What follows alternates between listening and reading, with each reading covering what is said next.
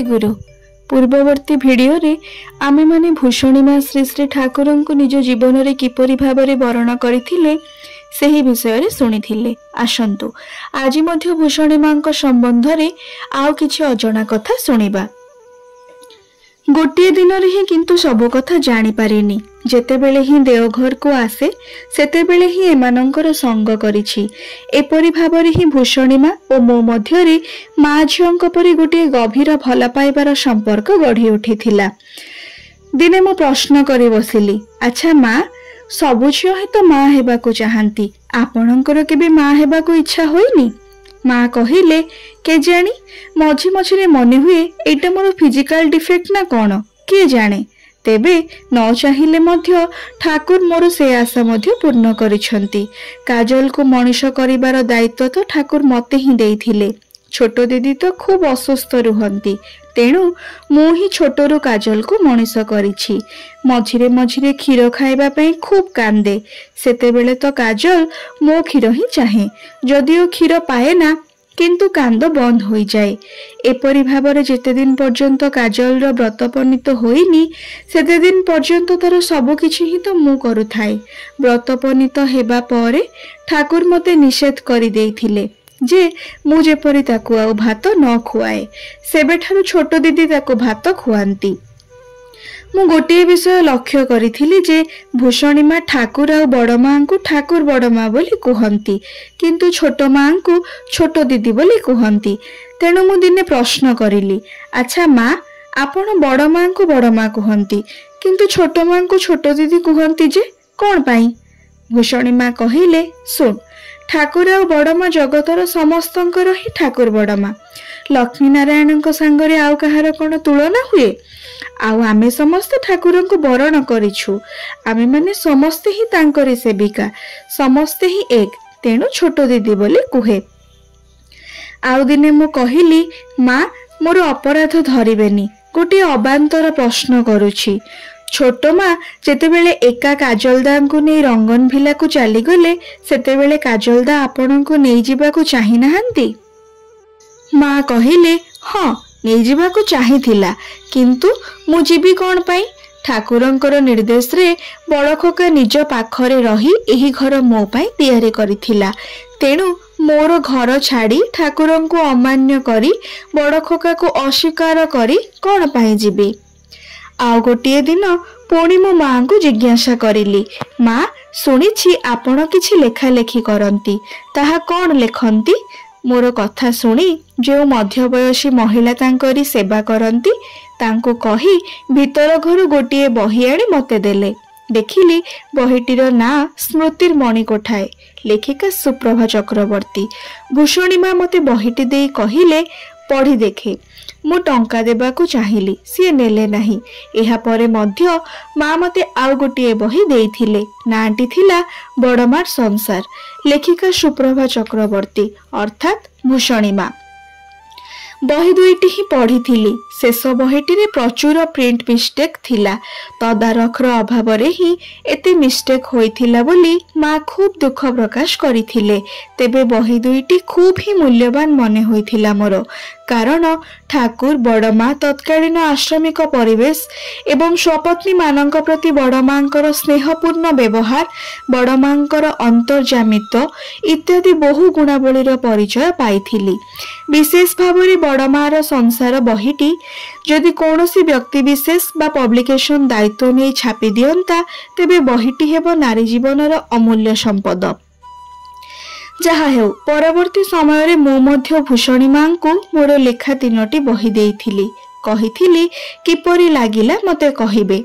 एही लेखा लेखीर विषय नहीं मोर आ भूषणी माँ भितरे माँ झीर संपर्कटा आहुरी घनिष्ठ होई किछि बंधुत्वर संपर्क सृष्टि करिथिला। दूरत्वटा बेस कमी जाइथिला। एतेटा ही कमी जाइथिला जे थरे भूषणी माँ मो पाखरु 300 टंका चाहि बसिले। प्रणाम करी सबु समय रे ही प्रणामी दिए, किंतु सेही थर कहिले, तो पाखरे अधिका टंका अछि, मते 300 टंका देबु, खूब दरकार अछि। ମୁଁ ମୋର ଭଡ଼ାଟା ରଖି ବାକି ଟଙ୍କାଟା ମାଙ୍କୁ ଦେଇଥିଲି। ଏହା ପରେ 2002 ମସିହା 6 ଡିସେମ୍ବରରେ ଆକସ୍ମିକ ଭାବେ ମୋର ଜୀବନରେ ଚରମ ଦୁର୍ଘଟଣାଟି ଘଟିଗଲା। ମୋର ସ୍ୱାମୀ ମୋତେ ଛାଡ଼ି ସଂସାରର ମାୟା ତ୍ୟାଗ କରି ଚାଲିଗଲେ। ସେହି ବର୍ଷ ହିଁ ଜ୍ୱାଇଁ ପ୍ରମୋସନ ପାଇ ଝିଅକୁ ନେଇ ମୁମ୍ବାଇ ଚାଲିଗଲେ। ସେ ବର୍ଷ ମୋର ଦେଓଘର ଆସିବା ହେଲା ନାହିଁ। ଆଗେ ଯେତେବେଳେ ସେତେବେଳେ ମନ ଚାହିଁଲେ ହିଁ ଦେଓଘର ପଳେଇ ଯାଏ, କିନ୍ତୁ ଏହି ସମୟରେ ମୋର ମନେ ହୁଏ କିଏ ଯେପରି ମୋର ଦେହ ମନର ଶକ୍ତି ବାହାର କରି ନେଇଛି, କିପରି ନିଥର ହୋଇଗଲି। ପରବର୍ଷ ନାତିର ସ୍କୁଲ ଛୁଟିରେ ଝିଅ ଜ୍ୱାଇଁ କଲକତାକୁ ଆସିଲେ। ମୁଁ ସେତେବେଳେ ମଧ୍ୟ ମାନସିକ ଭାବରେ ଭୀଷଣ ଅସୁସ୍ଥ। ସେମାନେ ସ୍ନାନ ଉତ୍ସବରେ ଦେଓଘର ଯିବେ ଠିକ୍ କରି ମୋତେ କହିଲେ, ତୁମେ ମଧ୍ୟ ଚାଲ ଆମମାନଙ୍କ ସହ, ଭଲ ଲାଗିବ। ମୁଁ ମଧ୍ୟ ରାଜି ହୋଇ ସେମାନଙ୍କ ସହ ଦେଓଘର ବାହାରି ପଡ଼ିଲି। କଲିକତାକୁ ପଛରେ ଛାଡ଼ି ଟ୍ରେନଟି ଯେତେ ଦେଓଘର ଆଡ଼କୁ ଆଗେଇବାକୁ ଲାଗିଲା, ମୋର ମନର ବିଷାଦ ଭାବ ସେତେ ହିଁ କଟିବାକୁ ଲାଗିଲା। ଶେଷରେ ନିଜକୁ ଏକଦମ ହିଁ ଭୁଲିଗଲି। କେବଳ ମନ ମଧ୍ୟରେ ଦେଓଘରେ ଥିବା ମୋର ପରିଚିତ ଭଲ ପାଇବାର ମଣିଷମାନଙ୍କର ମୁହଁ ଆଖି ସାମ୍ନାରେ ଭାସିବାକୁ ଲାଗିଲା। କେବଳ ମନେ ହେଉଥିଲା କେତେ ଦିନ ପରେ ଏମାନଙ୍କୁ ସବୁ ଦେଖିବି। ଆଶ୍ରମରେ ପହଞ୍ଚି ନିଜକୁ ଏକଦମ ହିଁ ଭୁଲିଗଲି।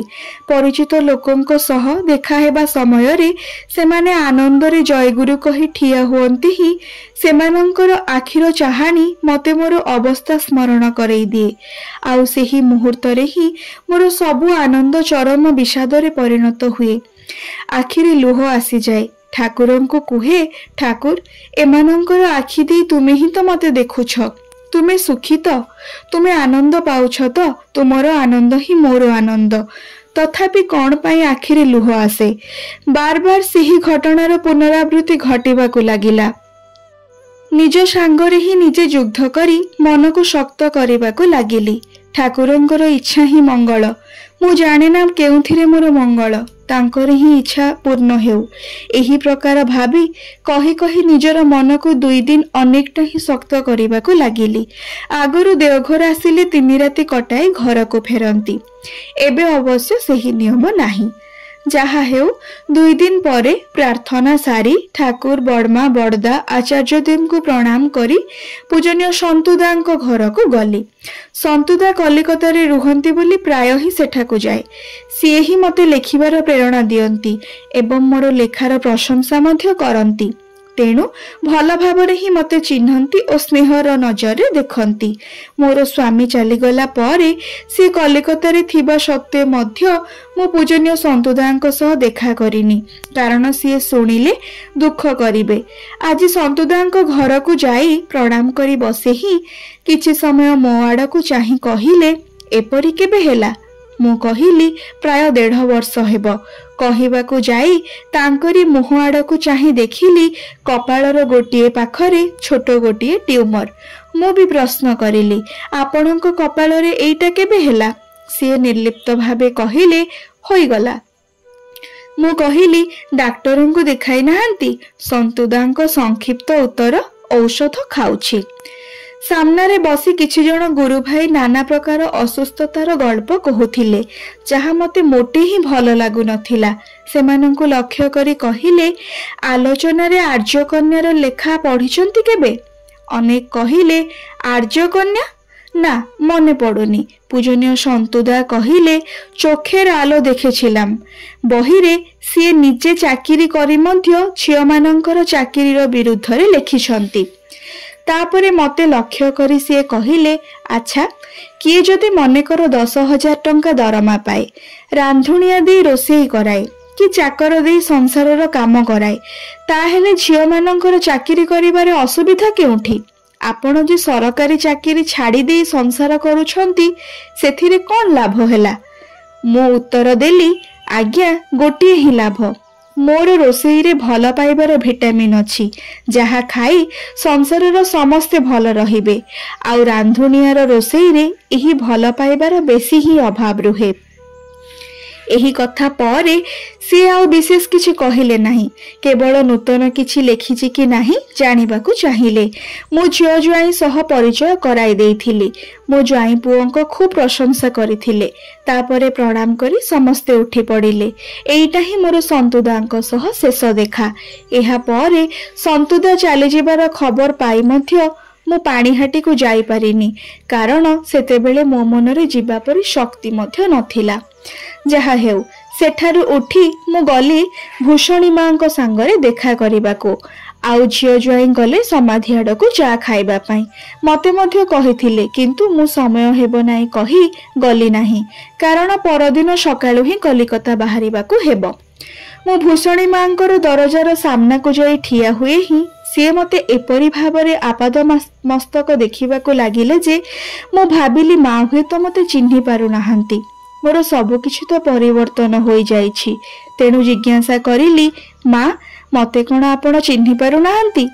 ମା ମୋ ଆଡ଼କୁ କରୁଣ ଦୃଷ୍ଟିରେ ଚାହିଁ ରହି ହିଁ କହିଲେ, ତତେ ଚିହ୍ନି ପାରିବିନି? ଏହା କ'ଣ କେବେ ହୁଏ? ତୁ ମୋତେ ତୋର ଲେଖା ବହି ଦେଇ ମତାମତ ଜାଣିବାକୁ ଚାହିଁଥିଲୁ। ଏଇଟା କ'ଣ ମୁଁ ଭୁଲିଯିବି? ତତେ ଚିହ୍ନି ପାରିବିନି? ବୁଝିଲି ଯେ ମା ମୋତେ ଚିହ୍ନି ପାରିଛନ୍ତି। ତାପରେ ହିଁ କହିଲେ, ଏହି ପ୍ରକାର ସାଦା ଲୁଗା ପିନ୍ଧିଛୁ କ'ଣ ପାଇଁ? ହାତରେ ଦୁଇଟି ଚୁଡ଼ି ପିନ୍ଧିନୁ ଯେ କ'ଣ ପାଇଁ? ଏହି ପ୍ରକାର ପ୍ରଶ୍ନ ପାଇଁ ମୁଁ ପ୍ରସ୍ତୁତ ନଥିଲି। ହଠାତ୍ ମୋର ଆଖି ସାମ୍ନାରେ କେତେ ଜଣଙ୍କ ଛବି ଭାସି ଉଠିଲା। ମାତା ମନମୋହିନୀ ଦେବୀ, ବଡ଼ ମା, ଛୋଟ ମା, ସୁଧା ମା, ମୋ ନିଜ ମା ଆଉ ଭୂଷଣୀ ମା ତ ମୋ ଆଖି ସାମ୍ନାରେ ହିଁ ବସିଛନ୍ତି। ତେଣୁ ମୁଁ ବେଶ ଜୋରରେ ହିଁ କହିବାକୁ ଲାଗିଲି, ମାତା ମନମୋହିନୀ ଦେବୀ, ବଡ଼ ମା, ଆପଣ କ'ଣ ପାଇଁ ସାଦା ଲୁଗା ପିନ୍ଧନ୍ତି? କ'ଣ ପାଇଁ ଚୁଡ଼ି ପିନ୍ଧି ନାହାନ୍ତି ଆପଣମାନେ? କୁହନ୍ତୁ ତ। ଭୂଷଣୀ ମା ମୋର ଏହି ପ୍ରକାର ପାଲଟା ପ୍ରଶ୍ନ ଶୁଣି ଚୁପ୍ ହିଁ ରହିଲେ। ଏହି ପ୍ରସଙ୍ଗରେ ଆଉ ଗୋଟିଏ ବି କଥା କହିଲେ ନାହିଁ। ମୁଁ ପ୍ରଣାମ କରି ମାଙ୍କ ପାଦ ପାଖରେ ତଳେ ବସିଲି। ମୋତେ ଖୁବ୍ କାନ୍ଦ ଲାଗିଲା। ଦୁଇ ଆଖିର ଲୁହ କିଛି ହିଁ ବାଧା ମାନିବାକୁ ଚାହେଁନା। ପ୍ରାଣପଣେ ଚେଷ୍ଟା କରି ଚାଲିଛି ଯେପରି ମାଙ୍କ ସାମ୍ନାରେ ଆଖିରୁ ଲୁହ ନ ପଡ଼େ। ମା ବୋଧହୁଏ ବୁଝିପାରିଥିଲେ। ତେଣୁ ବେଶ କିଛି ସମୟ ଠାକୁରଙ୍କ ଫଟୋ ଆଡ଼କୁ ଚାହିଁ ଚୁପ୍ କରି ରହିଲେ। ବୋଧହୁଏ ମୋତେ ଟିକେ ସମ୍ଭାଳିବାକୁ ସୁଯୋଗ ଦେଲେ। ତାପରେ ଗୋଟିଏ ଦୀର୍ଘ ନିଶ୍ୱାସ ଛାଡ଼ି ସ୍ୱତଃ ହିଁ ମନେ ମନେ କହିବାକୁ ଲାଗିଲେ, ସାଧନା, ସାନ୍ତ୍ୱନା, ମଝିଆ ପୁଅ, ବଡ଼ ପୁଅ ସମସ୍ତେ ମୋର ସନ୍ତାନମାନେ ଜଣ ଜଣ କରି ଚାଲିଗଲେ। ସହ୍ୟ କରି ଅଛି ତ? ଠାକୁରଙ୍କୁ ଭଲ ପାଇ, ଆଶ୍ରମକୁ ଭଲ ପାଇ ହିଁ ତ ମୁଁ ଏଠାକୁ ଆସିଥିଲି। ତାହା ମଧ୍ୟ ଆଉ ବର୍ତ୍ତମାନ ନାହିଁ। ଜଗତ ପରିବର୍ତ୍ତନଶୀଳ। ଯିଏ ବଞ୍ଚି ରହେ ତାକୁ ଏହା ମାନି ନେବାକୁ ହୁଏ। ସବୁ ଚାଲିଯିବେ, ନାମୀ ବି ଚାଲିଯିବେ, କିନ୍ତୁ ନାମ ରହିଯିବ। ତେଣୁ ନାମ ହିଁ ସତ୍ୟ, ନାମ ହିଁ ତାଙ୍କରି ସତ୍ତା, ନାମ ହିଁ ସାନ୍ତ୍ୱନା। ନାମ କରିବାକୁ ହୁଏ, ସେଥିରେ ଶାନ୍ତି ପାଇ ହୁଏ। ଦୁଃଖ କରେ ନା। ନାମ କର ଆଉ ସ୍ୱାମୀର ଆତ୍ମାର ଶାନ୍ତି କାମନା କର, ଦେଖିବୁ ଶାନ୍ତି ପାଇବୁ। ଟିକେ ରହି ପୁଣି କହିଲେ, ଜାଣୁ ତ, ଭଗବାନ ଖୁବ୍ ସ୍ୱାର୍ଥପର। ତାଙ୍କରି ପ୍ରିୟ ଯେଉଁମାନେ, ତାଙ୍କରି ମଣିଷ ଯେଉଁମାନେ, ସେ ଚାହାନ୍ତି ନାହିଁ ଯେ ସେମାନେ ତାଙ୍କୁ ଛାଡ଼ି ଆଉ କାହାକୁ ଭଲ ପାଆନ୍ତୁ। ମୁଁ ମଧ୍ୟ ହୁଏତ ରହିବି ନାହିଁ ଦିନେ। ସେଥିରେ କ'ଣ? ନାମ ତ ରହିବ। ନାମ ନାମୀ ଅଭେଦ। ଯେତେ ଦିନ ନାମ ଅଛି, ନାମ ସହ ସେତେ ଦିନ ନାମୀ ବି ଅଛନ୍ତି। ଖୁବ୍ ନାମ କର, ଧ୍ୟାନ ଆପେ ଆସିବ। ସେତେବେଳେ କେତେ ଆନନ୍ଦ ପାଇବୁ, କେତେ ଯେ ଶାନ୍ତି ପାଇବୁ। ସେଦିନ ଆଉ କୌଣସି କଥା ହେଲା ନାହିଁ। ପ୍ରଣାମ କରି ଉଠି ପଡ଼ିଲି। ପରଦିନ କଲିକତା ଫେରି ଆସିଲି। ତାପରେ ଦିନେ ଶୁଣିଲି ଯିଏ ଏହି କଥାଗୁଡ଼ିକ କହିଥିଲେ ସେ ମଧ୍ୟ ଆଉ ନାହାନ୍ତି। କେବଳ ତାଙ୍କରି କଥାଗୁଡ଼ିକ ରହିଗଲା ମୋର ମନର ମଣିକୋଠାରେ। ଆଜି ମଧ୍ୟ ମୋର ଚଲାପଥରେ ଆଲୋକ ଦେଖାଏ ଏହି କଥାଗୁଡ଼ିକ। ସେହି ଆଲୋକ ପଥରେ ଚାଲିବା ପାଇଁ ଚେଷ୍ଟା କରେ। ସେଥିରେ ଆନନ୍ଦ ପାଏ, ଶାନ୍ତି ପାଏ। ଏଇଠି ହିଁ ସମାପ୍ତ ପୁସ୍ତକଟିର। ସମାପ୍ତ ତ କେବଳ ପୁସ୍ତକର, କିନ୍ତୁ ଏଇଥିରୁ ହିଁ ଆରମ୍ଭ ପ୍ରେରଣାଦାୟିନୀ କିଛି ମଣିଷର ଅମୀୟ ଜୀବନର ମହାନ ଗାଥା। ତାଙ୍କୁ ପାଇ ଶତ ଶତ ମଣିଷ ପାଇଛି ଅପରିସୀମ ସ୍ୱସ୍ତି, ଶାନ୍ତି ଓ ଆନନ୍ଦ। ସେ ଯେ ପରଶମଣି। ତାଙ୍କରି ମଧୁର ପରଶରେ କେତେ ଯେ ପାଷାଣ ଅହଲ୍ୟା ପରି ମଣିମୁକ୍ତ ହୋଇ ଉଠିଛନ୍ତି।